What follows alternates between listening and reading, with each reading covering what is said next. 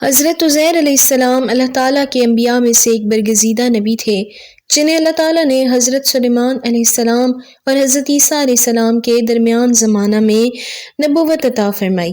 آپ اللہ تعالیٰ سے جو بھی دعا مانگتے اللہ رب العزت اسے قبول فرماتا۔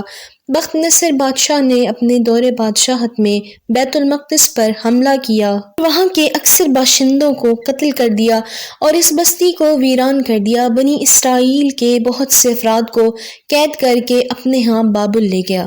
ان افراد میں سے حضرت عزیر علیہ السلام بھی تھے۔ کچھ مدت کے بعد جب آپ کو رہائی ملی تو آپ ایک گدھے پر سوار ہو کر اس بابرکت بستی کے پاس سے گزرے جسے بخت نصر نے ویران کر دیا تھا۔ آپ نے جب اس بستی کا یہ حال دیکھا تو سوچنے لگے کہ یہ بستی کیسے آباد ہوگی۔ چاروں طرف چہل پہل تھی اور خوبصورت و عالیشان مکان تھے۔ افسوس کہ اب ان کا یہ حشر ہو گیا ہے۔ یہ بھی خیال آیا کہ اجڑنے کے بعد اس بستی کو کیسے آبادی ملے گی۔ اب تو اس میں کوئی بھی انسان دکھائی ہی نہیں دیتا اور نہ ہی کوئی نظر آتا ہے۔ آپ کے دل میں اسی طرح کے خیال آ رہے تھے کہ اللہ تعالی نے آپ پر موت کو طاری کر دیا۔ آپ علیہ السلام کی وفات کے 70 سال بعد بیت المقدس آباد ہوا۔ بنی اسرائیل نے اسے چاروں طرف سے آباد کیا، خوبصورت مکانات بنائے اور لوگ بہت ہی عیش و آرام سے رہنے لگے۔ پھر اللہ رب العزت نے پورے 100 سال کے بعد عزیر علیہ السلام کو زندہ کیا۔ جب روح جسم میں آئی تو اللہ کے کمال صنعت کا مشاہدہ کرنے لگے۔ پھر فرشتے نے پوچھا کہ یہاں کتنی دیر ٹھہرے؟ آپ نے کہا کہ میں 1 دن یا اس سے کچھ کم۔ اللہ تعالی نے فرمایا کہ آپ پورے 100 سال بعد زندہ ہوئے ہیں۔ آپ کے پاس جو کچھ کھانے پینے کی اشیاء، انگور، انجیر اور کچھ پھلوں کا رس تھا، ان میں سے کوئی ایک بھی خراب نہیں ہوئی۔ پھر حکم ہوا کہ اب اپنا گدھا دیکھو۔ اللہ تعالی نے آپ کی آنکھوں کے سامنے گدھے کو زندہ فرما دیا۔ واضح رہے کہ اللہ ہی موت اور زندگی کا مالک ہے۔ وہ جب چاہے اور جس سے چاہے موت دینے کا اختیار رکھتا ہے۔ دوبارہ زندہ ہونے کے بعد آپ گدھے پر سوار ہو کر اپنے علاقے میں آئے تو لوگ پہچانا نہیں اور نقشہ تبدیل ہونے کی وجہ سے آپ بھی اپنا گھر نہ پہچان سکے۔ آخر ایک گھر کے سامنے سے گزرے تو وہاں ایک نابینا عورت کو دیکھا جس کی عمر 120 سال ہو چکی تھی۔ وہ آپ کی ہی لونڈی تھی۔ آپ نے اس سے پہچان لیا اور کہا، اے اللہ کی بندی، کیا عزیر علیہ السلام کا یہی گھر ہے؟ اور یہ سن کر وہ رو پڑی اور کہا کہ مدتیں گزر گئیں، کسی نے عزیر کا نام نہیں لیا، لوگ انہیں بھول چکے ہیں۔ آپ علیہ السلام نے فرمایا کہ میں ہی عزیر ہوں۔ اللہ نے مجھے 100 سال مردہ رکھنے کے بعد دوبارہ زندگی عطا فرمائی ہے۔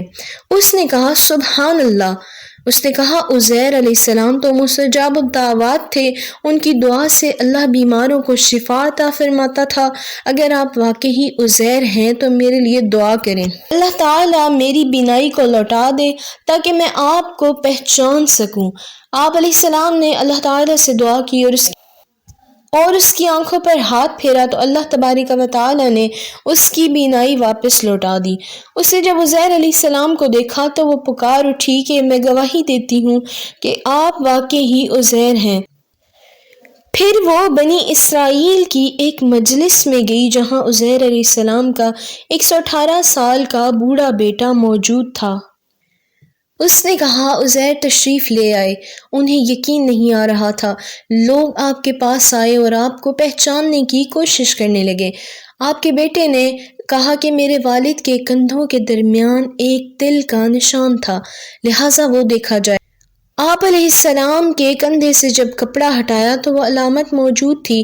لوگوں نے کہا کہ ہماری قوم میں عزیر علیہ السلام کے سوا کسی کو تورات زبانی یاد نہیں تھی، کیونکہ بخت نصر نے جب حملہ کیا تھا تو اس نے تورات کے تمام تحریری نسخوں کو بھی جلا دیا تھا۔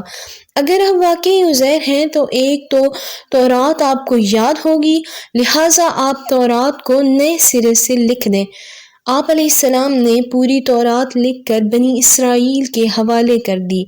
اس سے انہیں یقین ہو گیا کہ آپ واقعی اللہ کے نبی عزیر علیہ السلام ہی ہیں۔ انہوں نے وقت کے ساتھ ساتھ آپ کی عقیدت میں غلو کر دیا اور آپ کو اللہ کا بیٹا کہنا شروع کر دیا۔ قرآن کریم فرقان حمید نے ان کے اس غلط عقیدے کی وضاحت فرما دی ہے۔ سورہ توبہ آیت نمبر 30 میں اللہ تعالیٰ کا ارشاد ہے، یہود کہتے ہیں کہ عزیر اللہ کے بیٹے ہیں اور نصرانی کہتے ہیں مسیح اللہ کے بیٹے ہیں۔ یہ تو بے حقیقت باتیں ہیں جو وہ اپنی زبان سے نکالتے ہیں، یہ ان کفار کی باتیں نقل کر رہے ہیں جو ان سے پہلے گزر چکے ہیں۔ اللہ انہیں ہلاک کرے، یہ کہاں بہکے چلے جا رہے ہیں۔